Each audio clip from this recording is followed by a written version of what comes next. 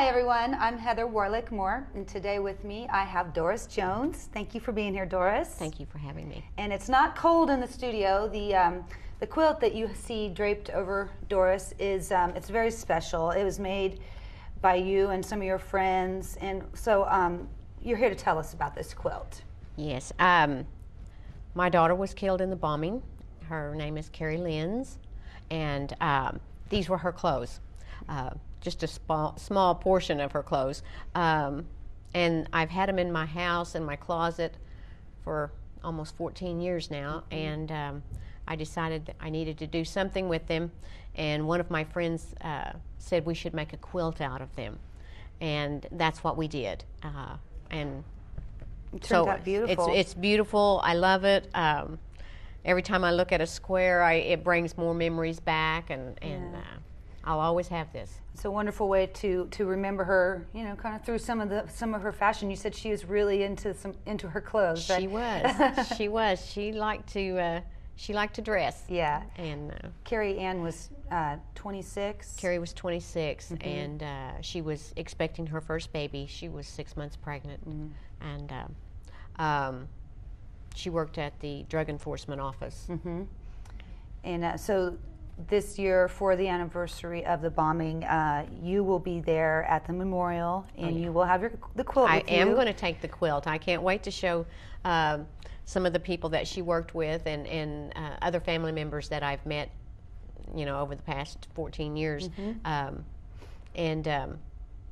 know, we all feel like we know each other's loved ones because we've just bonded so closely.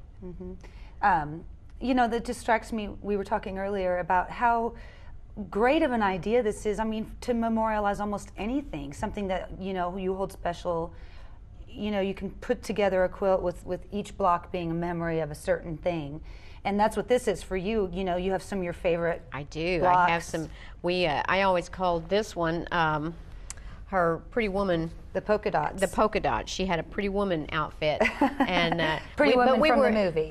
Right, from the movie. There's a good one. There's a picture of it with the belt, and there's just so many. Every time I look at another one, I see something that brings more memories.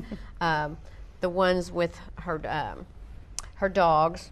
She wore this, and she raised dogs, and. She raised, you said they were hunting dogs? They were bird dogs. Bird dogs. And field and trial. So whenever she wore this one, I would always think of her and her dogs. And your dress from what you wore at her wedding. It was my dress. Is on here. That's the only one that was made of yours. That's the only one that's not Carrie's. This one here. Is this one. Okay. And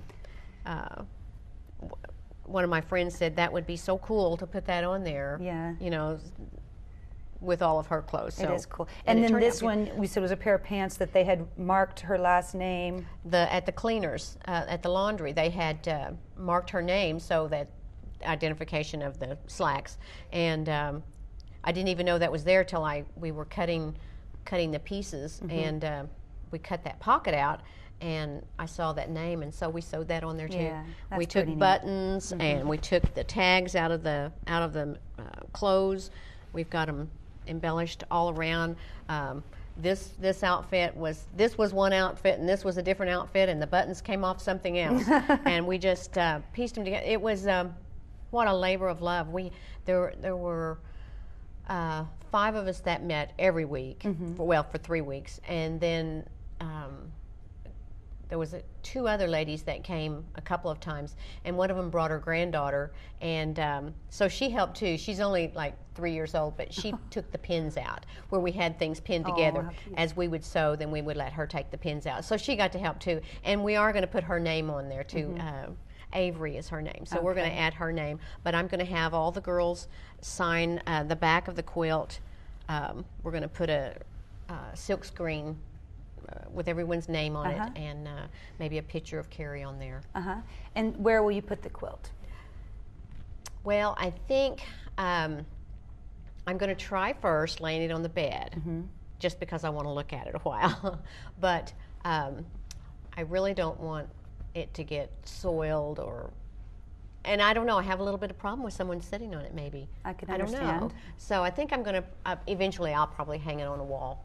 I really, so that it can because it is very large, and it can be, seen and shared. Yep. Jolene, one of your friends who helped make the quilt, she told me there are 48 squares, and you can see the squares are about a foot by a foot, so it's a pretty big quilt. It is very large, and the cinders, we took pieces of the scrap that was left over and put our little corners in there. I had never done anything like this before. I've never quilted anything, so this was quite an experience, and it was just a wonderful. It really turned out beautiful. And all of us girls, we would meet, and before we got started, we'd say a little prayer and just start sewing, start cutting and sewing. Well, it turned out beautiful, and I just thank you for sharing this with us. It's such a beautiful idea. Oh, I just hope that maybe some other people would, take that to heart, and it's not a hard thing to do. And the lady who quilted, she's very, very reasonable, and it's just it's certainly a wonderful way to keep their memory right at hand. And now you can see this instead of having bags of clothes that you don't know what to do with. Right. And you can pass it on to your grandchildren. I will pass it on. Yes.